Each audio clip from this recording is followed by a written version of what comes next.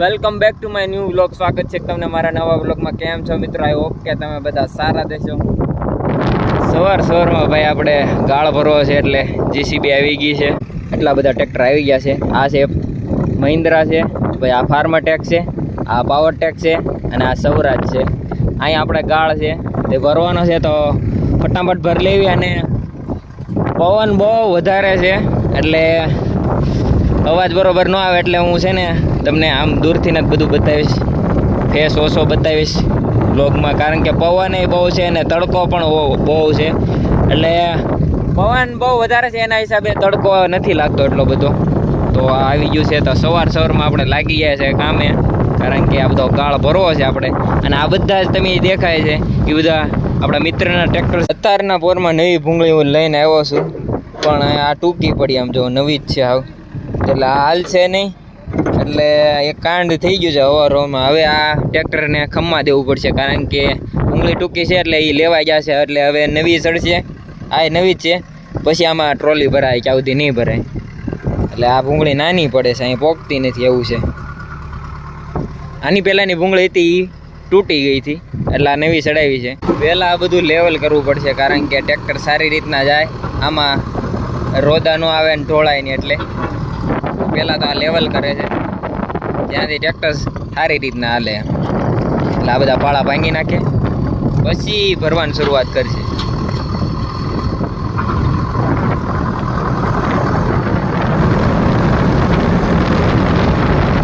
ચા બનીને આવી ગઈ છે, તો પી નાખીએ પહેલાં.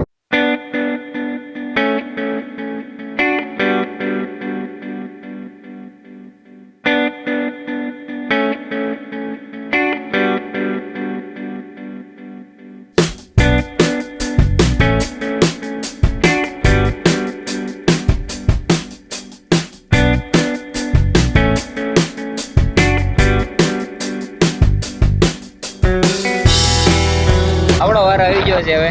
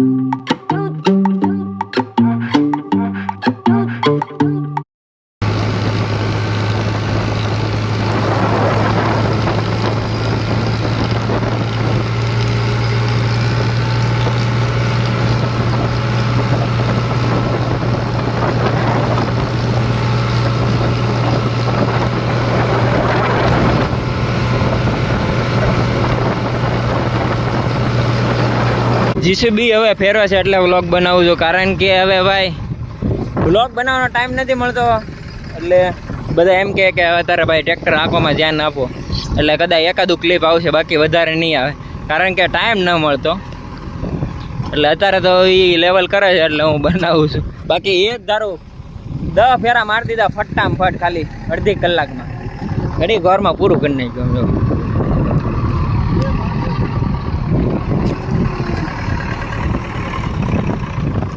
આ બધું ભેગું કરશે ગાળ અહીંયા, પછી પાછું ભરવાનું શરૂ કરશું. એટલો ટાઈમ મને મળ્યો ખાલી બ્લોગ બનાવવાનો. બાકી અત્યાર સુધી ફટાફટ આખી ટ્રોલી ભરીને બાટી આંચ્યું છે રોડે, સસનાટી કાઢી નાખ્યા. એકાદું એવું લાગે તો એકાદું ક્લિપ તમને બતાવીશ.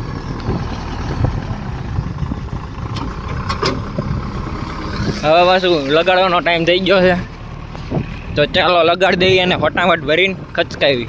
અને નવી પાઇપ નાખી દીધી છે જો.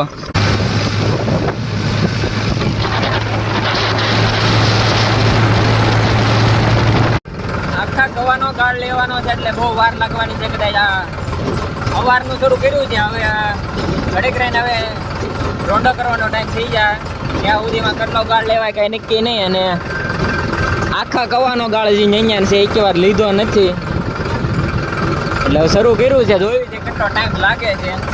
આપણે તમને બતાવું ગાળ કેટલો છે.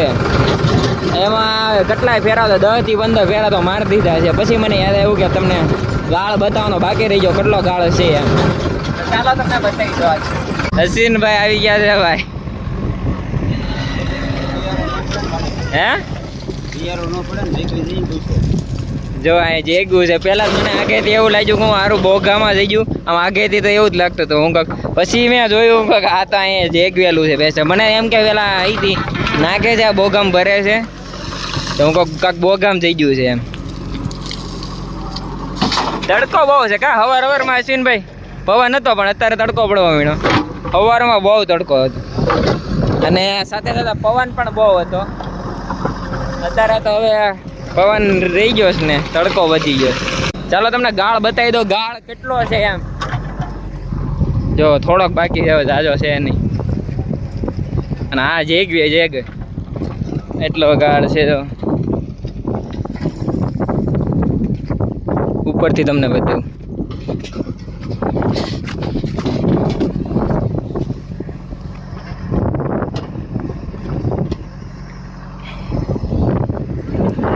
આ ટ્રોલી દેખાય તમને, એ બધા કરતા મોટી છે. અત્યારે આ બહુ જૂની છે એટલે અત્યારના બોગ આવે છે ને એ બધા નાના આવે છે ને બોક્સ આવે નાના. આ બધા કરતા મોટી છે. આમાં જોવા કેટલું ભરાય. જ્યાં સુધી હમાય ત્યાં સુધી ભરી જ લેવાનું છે.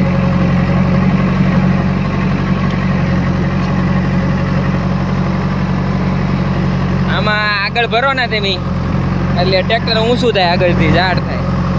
બ્રેક લીધો હવે ઓન શરૂ છે એટલે કલાકો કપાય એમ કે. અમીર બાબુ તમારે શું કેવું છે એની વિશે? કાંઈ કેવું ના.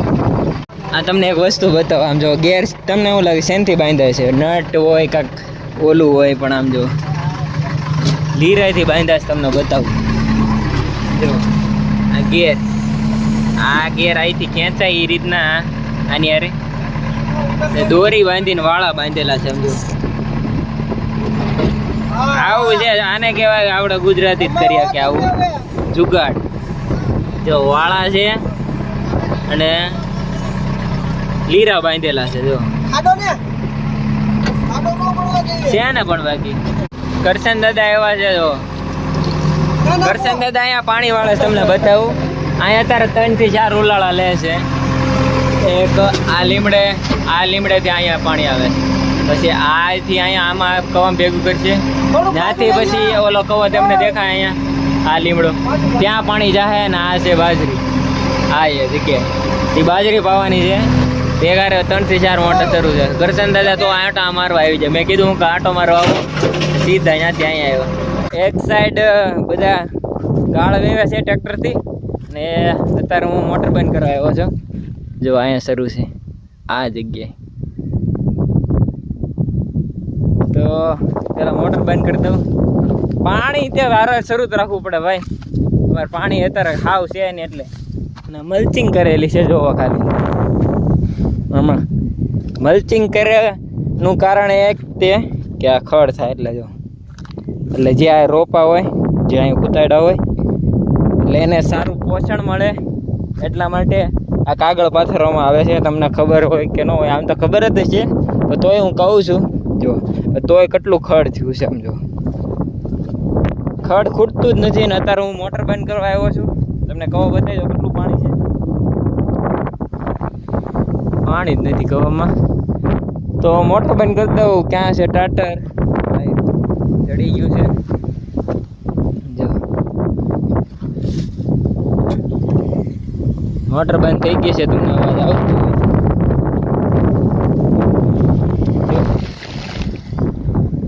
મલ્ચિંગ કરેલી છે આમાં. જો એટલામાં આપણે દેખ્યા કરીને ભવિષ્યમાં આપણે કરશું.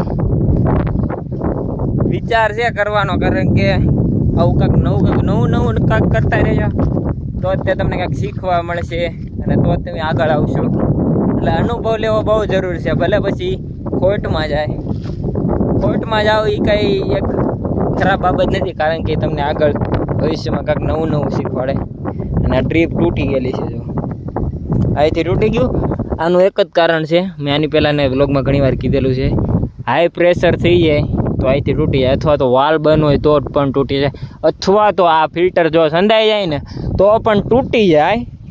એટલે આટલા બધી વસ્તુને ધ્યાન રાખવું પડે ત્યારે આ ડ્રીપ વસ્તુ થાય.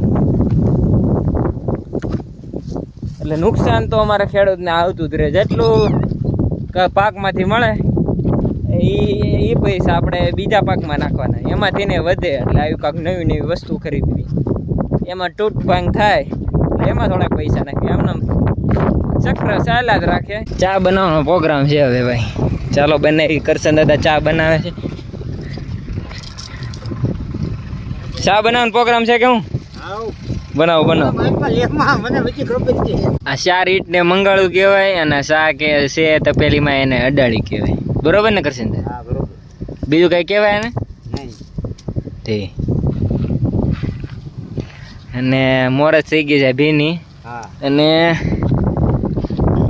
આમાં છે ભૂકી. જો આમાં દવાના ડબલામાં ઠોકી દીધી ભૂકી. ભૂકી ચાલુ હવે અહીં ગાડી કે આડી ભૂકી જવા લાગે છે.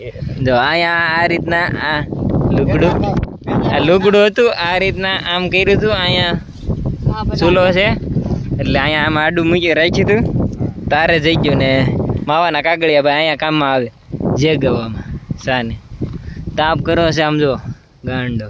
હા સાવાળો ગાંડો એમ કહી જો મોજ આવશે હવે. ભૂકી ભૂકી નાખો કે સંદા કાક ઉકળવા દે ગણી બણી જો.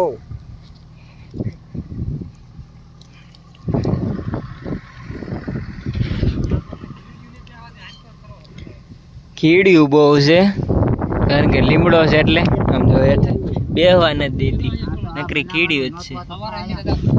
આખા પગ ને હાથમાં બધે સડી ગઈ. શરબત આવી ગયું છે પી નાખી. તડકો બહુ છે. વધુ કે નહીં કઈ?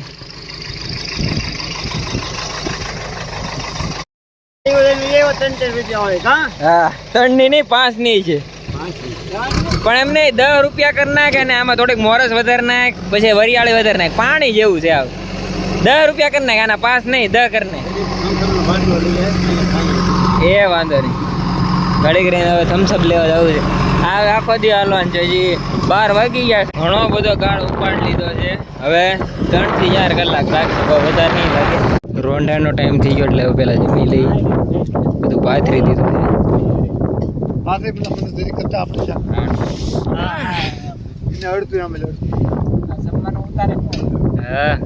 આમાં બધું આવે.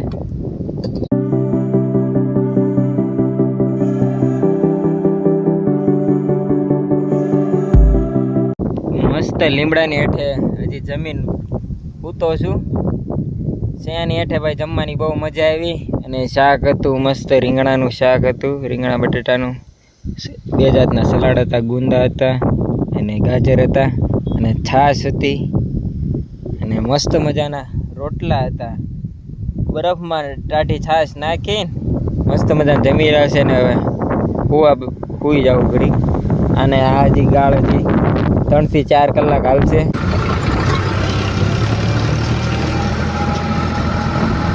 આ કવાની બધું અશ્વિનભાઈનું જ છે. આ વાડી તે પણ આ વાડી અશ્વિનભાઈની છે ભાઈ.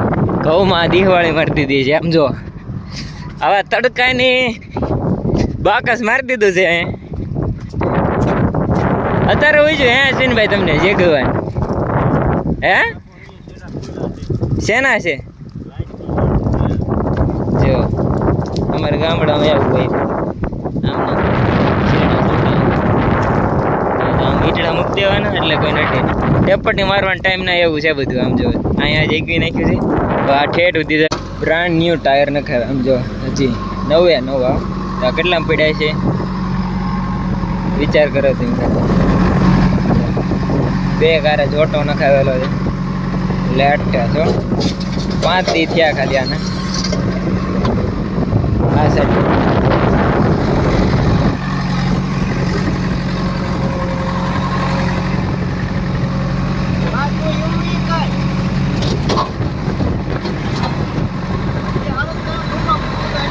કેટલાને પડ્યા હિંમત દાદા તમારે ટાયર કેટલાને પડ્યા?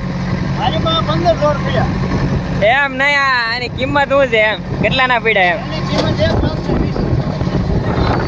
એટલે તમારો 17 Pro Max અહીંયા છે આઈફોન તમારો. સાથે સાથે આગળ નહીં નવા છે એટલે એ 4 ટાયરથી તમારો 17 Pro Max આવી જાય આઈફોન. એ 4 ટાયરથી 1.5 લાખના ખાલી ટાયર જ છે આ એક ટ્રેક્ટર. આ જોઈ લો ફાઇનલી હવે જો પૂરું થઈ ગયું છે છેલ્લું લોડર ભરે છે એટલું રાવા દીધું છે કોક પથરા છે પણ એ વીણ લેવું વાંધો નહીં તો બ્લોગને અહીંયા જ સમાપ્ત કરીશ આશા કરું છું કે તમને મારો બ્લોગ ગમ્યો છે મળશું નવા બ્લોગમાં ત્યાં સુધી એન્જોય યોર લાઈફ મોજ મારો